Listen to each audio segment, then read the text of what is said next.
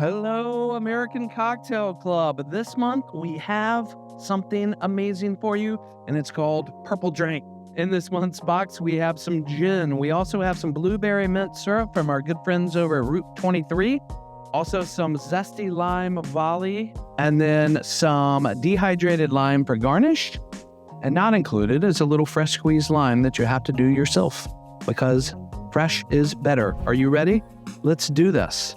Let's take 1.75 ounces of our gin and add it to our shaker with some fresh ice. We're going to use 0.75 ounces of our blueberry mint syrup. And then a half ounce of that fresh lime.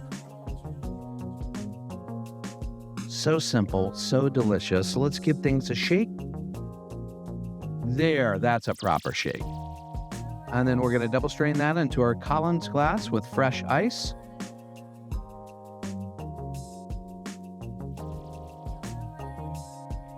Now it's time to top it with a little bit of that zesty lime volley.